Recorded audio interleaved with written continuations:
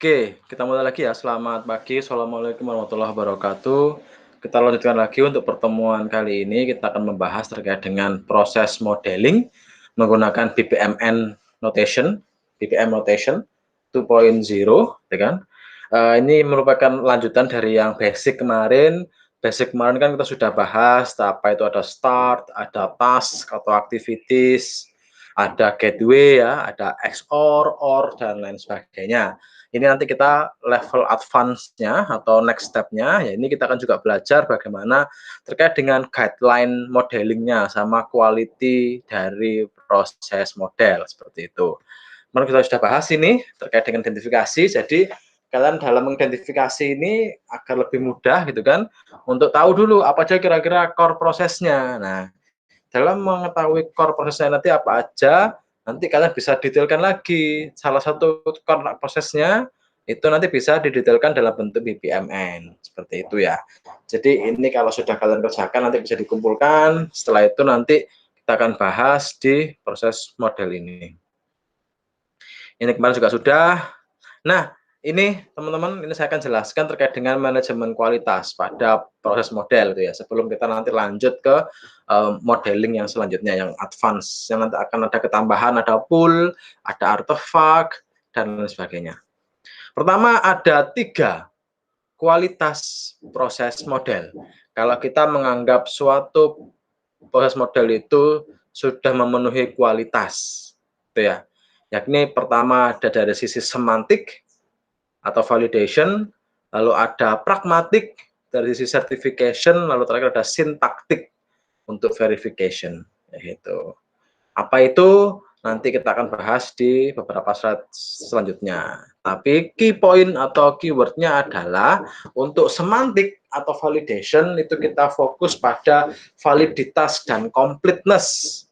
Kalau kita bicara valid itu berarti dia sudah valid, sudah komplit, seperti itu ya. Sudah komplit dari sisi apa namanya modelnya secara keseluruhan, dan dia valid berarti sudah real, sudah sesuai dengan realitanya seperti apa. Nah, yang kedua, yang pragmatik atau certification itu lebih fokus ke bagaimana kita apa namanya sudah sesuai standar belum, kayak gitu. Terus bisa dipahami belum alur flow-nya. Karena dia terkait dengan certification sudah sesuai dengan BPMN belum, misalkan panahnya, lalu penggunaan gateway-nya misalkan. Kalau misalnya ada gateway join, ada gateway split, itu yang XOR, berarti join-nya juga harus XOR yang di belakang, gitu. Itu pragmatik ya dari sisi certification, kayak gitu. Terus yang terakhir ada sintaktik, itu dari sisi verification. Kalau kita bicara verification itu berarti bicara kelengkapan. Jadi sintak itu kan kelengkapan ya. Sintak itu kan kayak kode-kode gitu ya. Kalau kita bicara sintak itu kan apa yang kita inputkan. Sama juga di sini. Kalau kita bicara sintaktik dari sisi proses model itu berarti kita bicara correctness atau sudah sesuai belum sama sudah lengkap belum secara struktur misalkan. Kalau ada start berarti harus ada end-nya seperti itu. Kalau ada input masuk untuk ke aktivitas atau task gitu kan harus juga ada outputnya seperti itu. Jadi nggak bisa aktivitas atau task itu dia gantung sendirian. Itu gambarannya. Oke, ini ya, jadi dari sisi struktural ini sintaktik dulu yang paling bawah. Jadi aktivitas harus punya minimal 1 panah masuk sama 1 panah keluar. Ini one incoming and one outgoing sequence flow ya. Terus kemudian start event, dia start itu nggak boleh punya arah panah masuk gitu. Gitu ya. Dan end event nggak boleh punya arah keluar karena dia sudah terakhir gitu. Terus ini gateway ya, gateway itu ya, yang XOR, yang apa namanya, yang OR, yang AND itu dia harus punya minimal 1 incoming, mesti yang masuk dia 1, ya kan. Terus harus 2 yang outgoing aksnya kalau dia split gitu ya. Kalau dia join itu yang terakhir yang di belakang itu dia harus punya 2 inputan masuk dan 1 inputan keluar karena dia join, dia menggabungkan gitu kan, minimal itu. 3 boleh Pak, 3 boleh, 4 boleh, seperti itu. Ya. Nah ini jadi, untuk start dia itu harus berakhir di end event. Jadi misalkan ya nggak boleh ada panah yang gantung, jadi semua harus terkoneksikan antara start sampai ke end, untuk memastikan bahwa ini memang prosesnya itu runtut untuk nyambung dari awal sampai akhir, seperti itu. Lalu ada behavioral, secara behavioral itu ada namanya option to complete. Jadi option to complete itu adalah, dia kalau kita simulasikan modelnya itu bisa selesai. Jadi dari awal start gitu kan kita bisa selesai sampai akhir. Lalu yang kedua ada proper completion. Proper completion itu berarti dia, benar-benar sudah selesai. Dari sisi model ya, dari start sama end. Paling gampang ya dia ada start sama ada end-nya. Nggak boleh ada start 2 misalkan, atau nggak boleh ada start tiba-tiba end-nya muncul lagi tapi dia terpisah, nggak nyambung sama yang pertama. Nah itu berarti, nggak ada sinkronisasi, seperti itu. Terus yang ketiga, no dead activities. Maksudnya activity ini adalah ini, aktivitas yang gantung, yang dia berhenti gitu kan. Maksudnya dia nggak nyambung. Misalkan ya ada habis step A, B, C misalkan, yang list A dia split ke B, B ke N, yang C-nya cuma gantung. C gantung itu maksudnya setelah C itu gak mana arah panah keluarnya, dia nggak ke N juga nggak kemana-mana, itu namanya gantung, itu nggak boleh. Itu namanya adalah dead activities. Itu ya. Nah ini maksudnya. Nah ini ya contohnya, no proper completion itu kayak gini contohnya, misalkan ini ya. Jadi kita kalau mau mensimulasikan suatu model, teman-teman, itu namanya kita pakai, token game istilahnya. Misalkan token game itu gini, kita ambil di sini ya, kita inputkan satu token di sini. Ya, token maksudnya satu node gitu yang mewakili satu satu satu aktivitas atau satu kejadian seperti itu.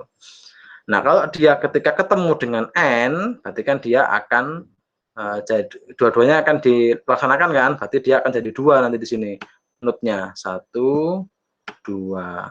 Kemudian node-nya akan lari ke sini, sret. Jadi kayak simulasi gitu loh. Nah, lari ke sini jadinya, seperti itu.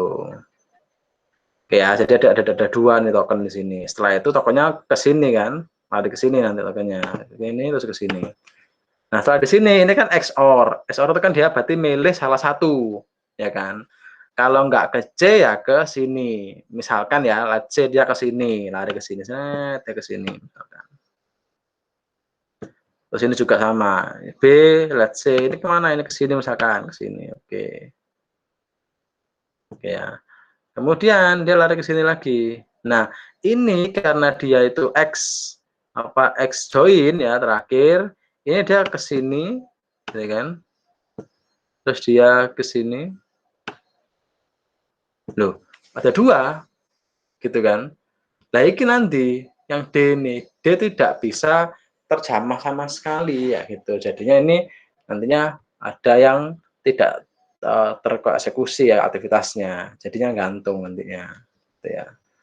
Atau ini no option to complete kayak gini. Kalau ini misal dari sini ya kita simulasikan lari ke A sini, ke sini A dilaksanakan kan, spread. Terus dia ke sini. Kalau dia conditionnya ke sini berarti selesai kan, dia bisa selesai nih ke sini. Oke, selesai ke sini. Nah, tapi misalkan dia lari ke bawah kondisinya, ke sini saya ke bawah sini, misalnya terus dia ke sini. Berarti kan kalau harus dari sini kemana? Ke sini kan, ke B kan, ke B. Nah, B dilaksanakan. Saat itu ke sini. Loh, habis dari sini nggak bisa balik ke atas, Pak, nggak bisa. Kenapa? Karena ini panahnya ke bawah doang. Ya, berarti dia akan mundur di sini terus, muter sini aja, muter lagi dan seterusnya. Jadi kan ini kayak endless endless loop gitu ya. Ya gitu.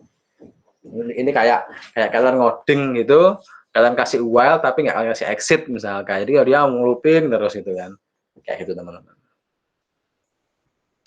Nah, ini yang kedua, dari sisi semantik. Semantik itu adalah dari sisi validitas ya. Validitas, valid berarti dia harus bisa menggambarkan gambaran sebenarnya dari proses real. Jadi proses real di lapangannya seperti apa, dia sudah mampu direpresentasikan melalui proses modelnya. Misalnya kayak di bandara gitu kan. Oh, di bandara itu dia kalau kita ketika melewati pemeriksaan X-ray itu kan kita harus melewati dua-duanya, barang masuk kita juga masuk scanning yang kotak itu misalkan, gitu ya. Nah, kalau dia dua-duanya dilaksanakan bareng-bareng, ya berarti secara proses model kita harus pakai N, ya kan, yang tanda panah plus, sorry kok, tanda plus, seperti itu. Bukan yang silang, bukan yang XOR. Karena kalau XOR dia berarti kan harus milih salah satu kan. Masuk barangnya melu kita kan enggak juga, harus wajib dua-duanya. Sehingga kalau gitu realnya kita gambarkan pakai yang N. Sehingga itu sudah merepresentasikan sesuai realnya kayak di bandara yang kita melewati screening X-ray. Gitu ya. Jadi semantik ini fokus ke temen ta gambar itu atau proses modelnya itu sudah sesuai dengan keadaan real di lapangannya, seperti itu. Nah, kayak gini. Ini contoh semantik ya. Jadi ini invalid, kenapa kok dia invalid? Karena gini, misalkan contoh nih, dia ke sini ya, terus ini, N nih, karena dia N, berarti dia akan dua-duanya ke sini kan, lari ke sini, sret, sini juga saya lari, sret, ke sini. Nah, oke. Nah, setelah dia lari di sini, terus dia ini kan XOR, jadi kan dia harus milih salah satu kan, gitu. Misalkan nih, misalkan dia lari ke sini. Ini adalah barang-barang order yang tidak mengandung produk ke Hamburg misalnya. Lalu ini tidak mengandung barang ke Amsterdam misalnya. Lah terus kok barangnya melayu nanti kayak gitu kan. Lah gak nang Amsterdam, gak nang Hamburg. Lah berarti lah barangnya mau dikirim ke mana? Sia-sia aja. Jadi secara realnya dia tidak mewakili keadaan realnya gitu. Karena memang apa namanya? Secara wakilannya harusnya kan pilihannya yo nek gak nang Amsterdam yo nang Hamburg ngono kan ini. Ini kayak gitu ya. Seperti itu. Sebentar.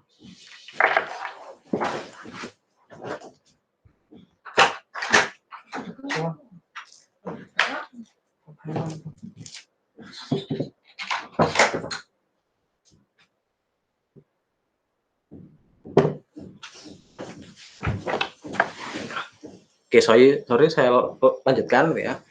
Nah, jadi ini tadi harusnya ini bisa jadi 3 pilihan saja. Ini diganti XOR gitu ya, diganti XOR di sini. Kemudian pilihannya gini aja langsung 3. Forward ke Amsterdam, kalau dia ke Amsterdam, forward ke Hamburg kalau dia ke Hamburg. Yang ketiganya forward ke yang tidak kedua-duanya. Jadi biar tidak ribet gitu ya. Seperti itu. Dan ini pragmatik. Nah, kalau pragmatik itu kita fokus ke apakah ini sudah sesuai dengan standar dari BPMN gitu ya. Misalnya dia fokusnya ini kalau standarisasi kalau pragmatik ini gitu kan.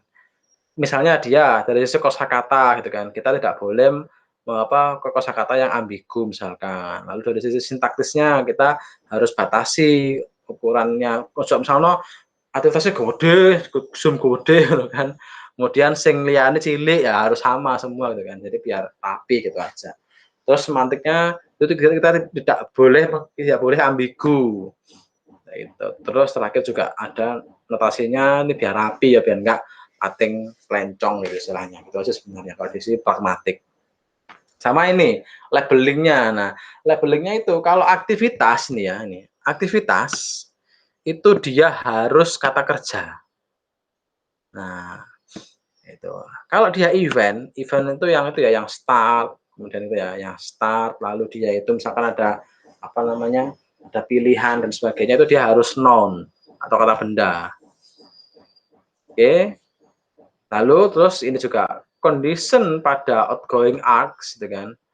Nah, misalkan condition itu yang ini ya, yang pilihan gini, ke sini atau ke sini, itu dia harus reference ke objek. Misalkan kondisinya tidak begini gitu kan.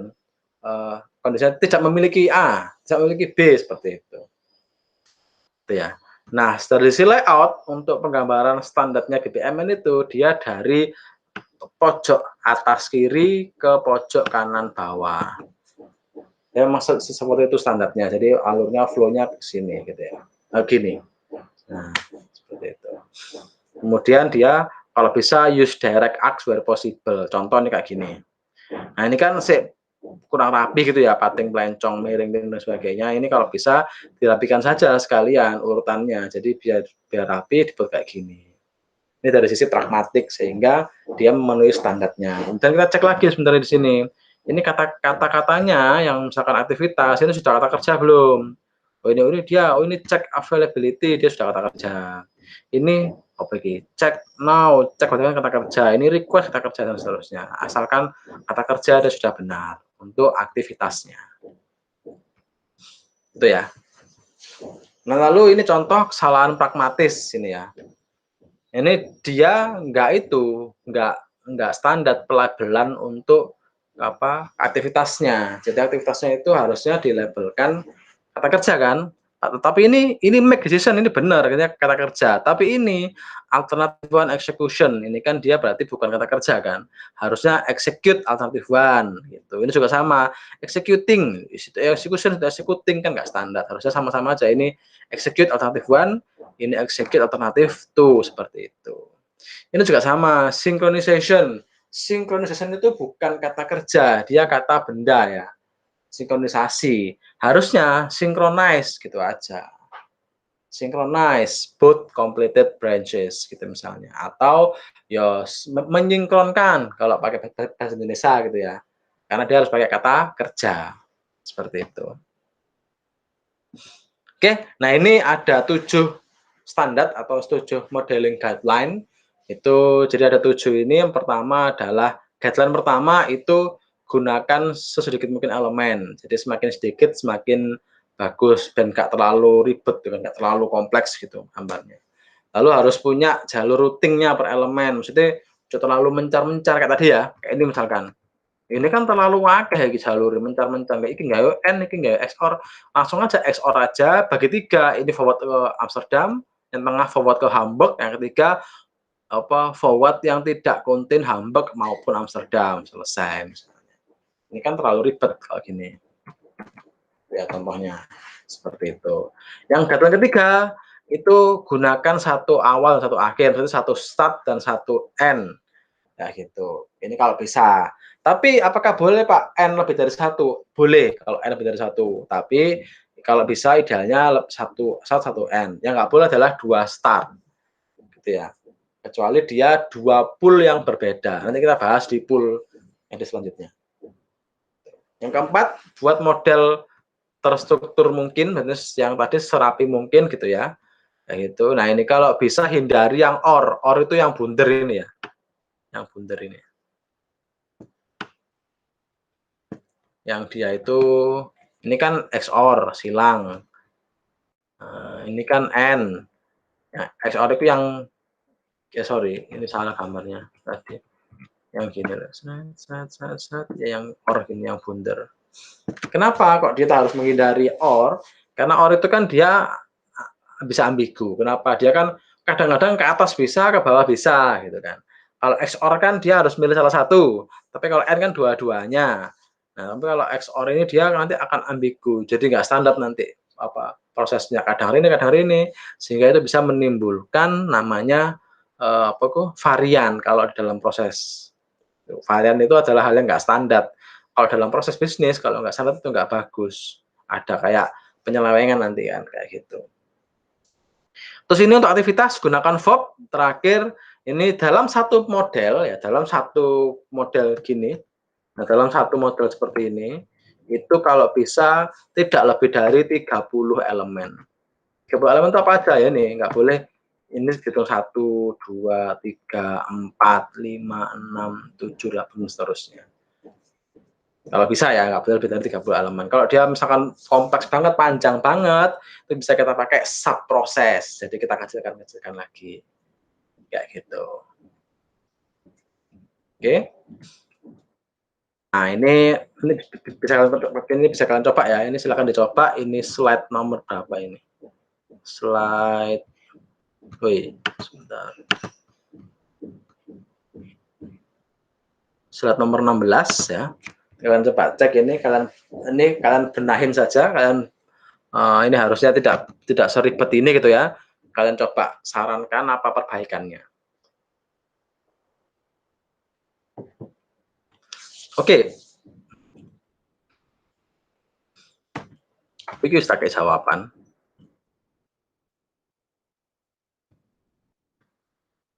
Oh enggak, belum ya? Beda ya? Ya sudah sih, jawabannya ya wis, kalian nanti tapi kalian bisa coba ya sendiri ya. Kalau menurut kalian ini seperti apa?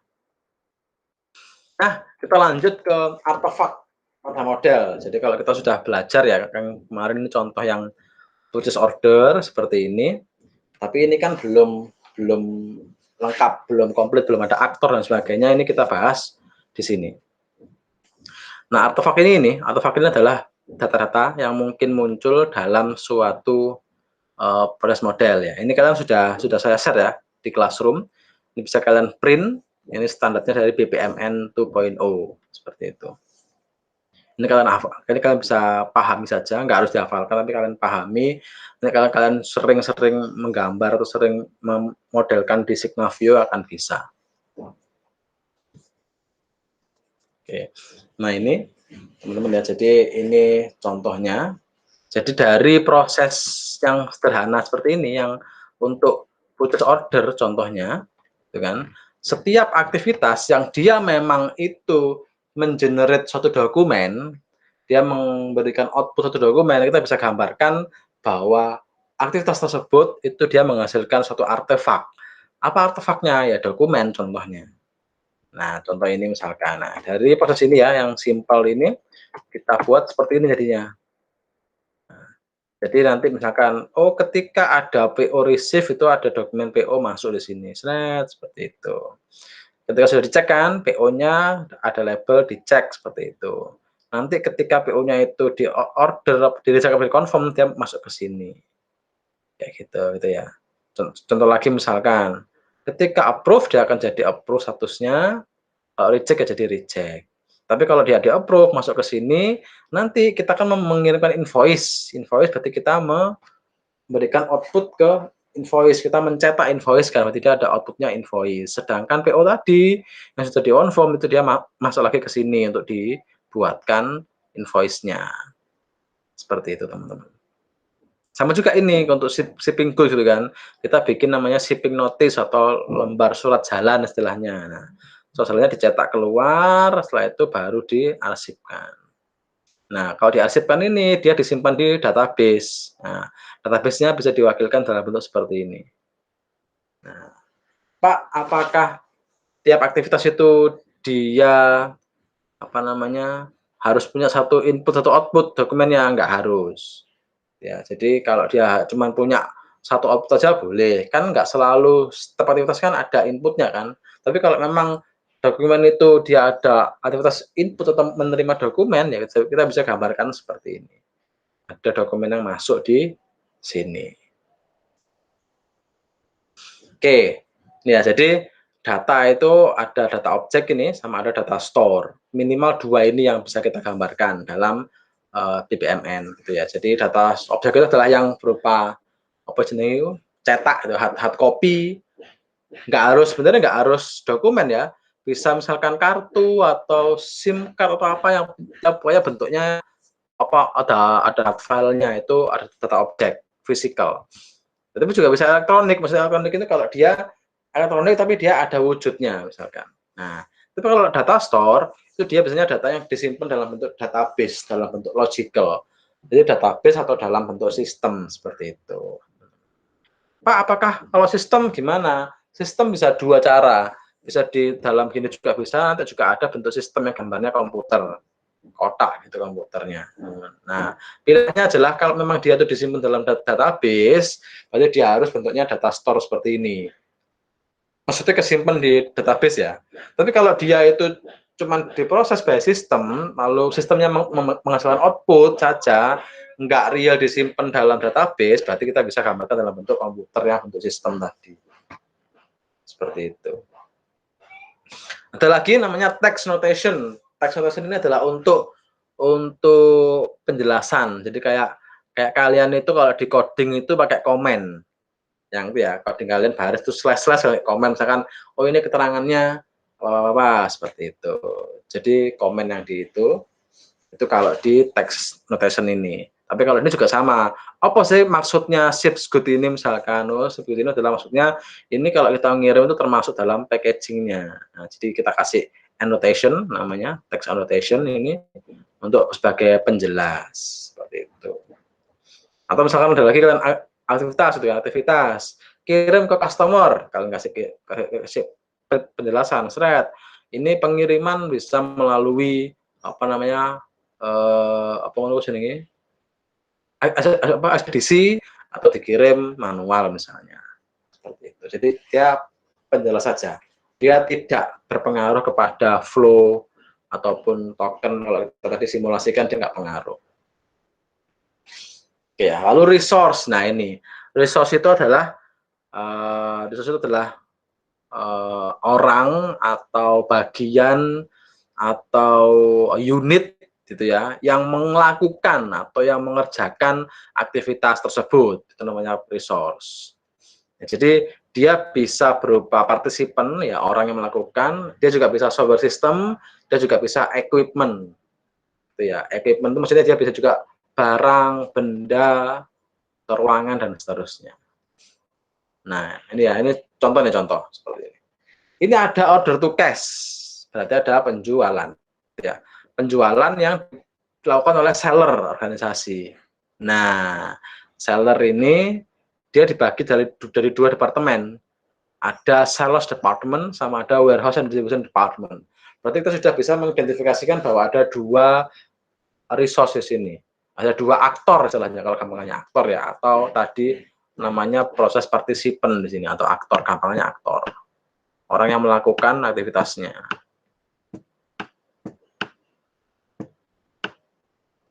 Ya.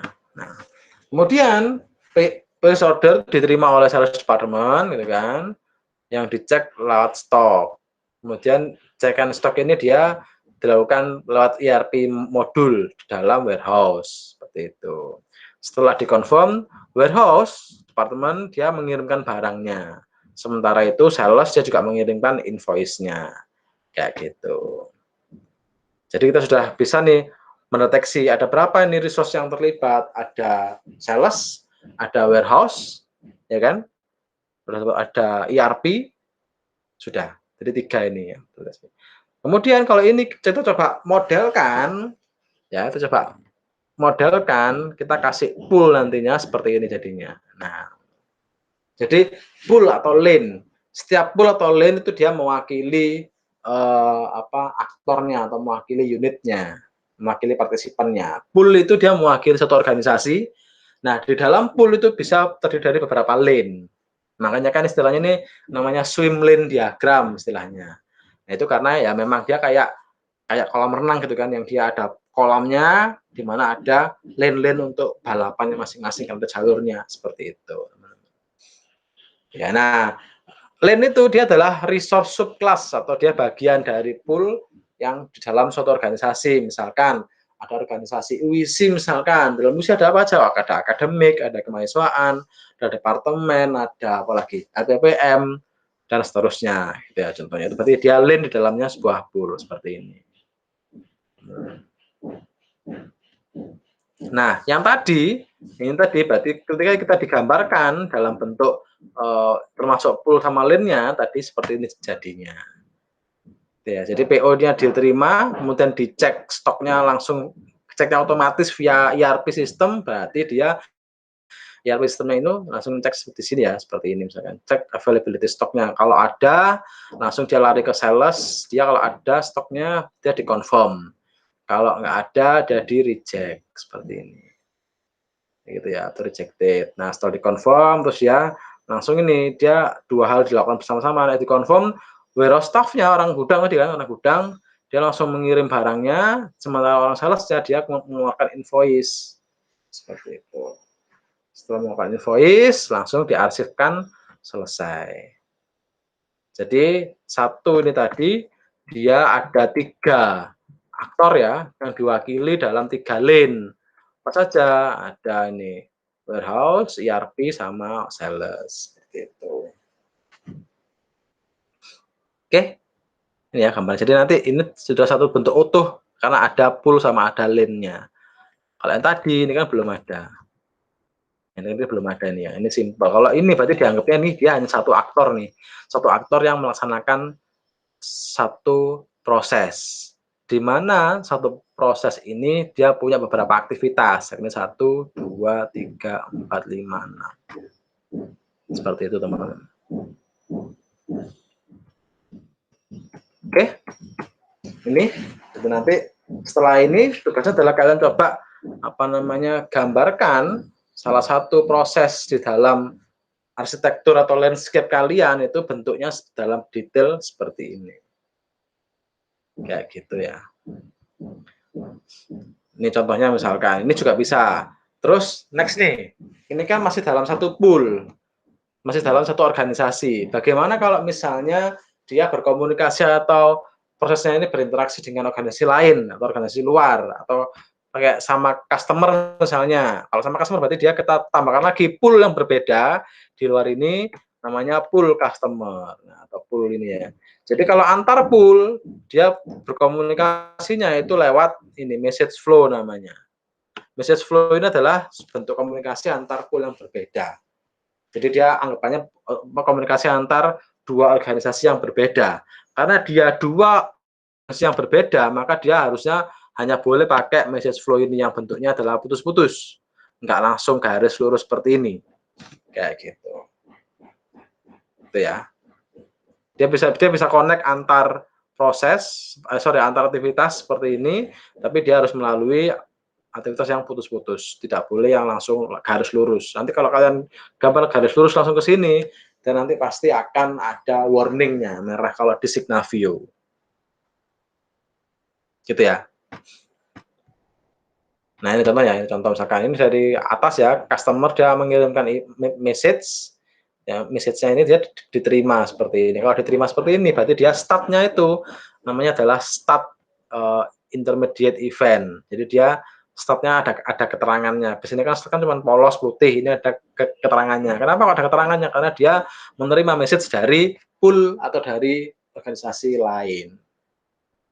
Seperti itu. Nah, jadinya yang tadi ini ya ini misalkan kita tambahkan customer di atasnya sini, terus jadi seperti ini nantinya. Nah, jadi anggapannya customer kirim PO, PO receive, dicek stoknya, kalau ada di confirmation, kalau di reject dia di reject confirmation di sini. Oh reject nih sepurane ya kan bro, yo. Terus dikirim dengan ngirim notifikasi, kalian dapat notifikasi di Shopee gitu kan atau di e-commerce lain itu misalnya barang telah dikirim misalnya gitu. Nanti ada invoice-nya dan seterusnya seperti ini. Loh Pak, ini customer-nya kok nggak ada apa aktivitasnya. Nah, ini nanti kita bisa milih untuk pool yang lain ini kita bisa pilih white box atau black box. Kalau gini namanya black box. Kita anggapannya kita nggak ngerti wis customer itu yang jarune lapo ae anggapannya dia sudah berkomunikasi lewat ini seperti itu teman-teman. Tapi kalau kita pengen gambarkan juga bisa. Nah ini ya, ini black box maksudnya. Black box itu dia berarti public view, dia ini nggak usah digambarkan nggak apa-apa karena fokus kita di internal kita, gitu ya. Nah, tapi kalau kita pengen gambarkan ini, dalamnya sebenarnya kita pengen aja kita biar berdetail Pak, biar customer tahu nanti customer-nya ngapain aja. Misalkan di sini kita tambahkan kan, nah ini tambahkan start di sini. Start misalkan, terus ada panah ini misalnya. Ini misal ya gambarnya soalnya. Nih, berarti kan dia ini kirim PO ya, berarti di sini kotak gini ada send purchase order misalnya. Lalu di sini lagi misalkan nanti terus dia lagi di sini dia receive order confirmation dan sebagainya. Ini kalau dia mau dibuka dalam bentuk white box. Kalau dalam bentuk white box berarti dia harus ada aktivitasnya di dalamnya, harus ada start sama end-nya. Ini yang white box di sini. Oke. Nah, ini contohnya tadi yang ini bayarnya ini di apa namanya? Di dalam buat black box dia nggak kelihatan. Yang ini dia dianggap kelihatan karena dia internal kita misalnya. Seperti itu. Ini ya teman-teman. Jadi nanti tambahnya adalah ada artefak gitu ya. Ada data store gitu, ada juga resource, ini bisa aktornya dalam bentuk pool sama lane seperti ini, atau juga dalam bentuk sistem, ERP sistem juga bisa diwakili seperti ini, kayak gitu. Sama tadi ada 3 kualitas dalam proses model, dari sisi pragmatik, sintaktik, sama semantik. Nanti dibaca lagi apa itu definisinya tadi ya. Terus juga ada 7 modeling guideline tadi. Di dalam satu proses nggak boleh lebih dari 30, misalkan kalau aktivitas harus pakai kata kerja dan seterusnya. Jadi itu untuk hari ini. Terima kasih teman-teman, kalian bisa nanti belajar lagi ya untuk modelingnya nanti sehingga, nanti teman-teman ketika, melaksanakan next tugasnya untuk detail dari aktivitas yang ada, untuk mendetailkan proses landscape kalian yang segitiga itu, kalian bisa sudah menggunakan pool sama lane, seperti itu. Itu ya, terima kasih, saya akhiri. Wassalamualaikum warahmatullahi wabarakatuh.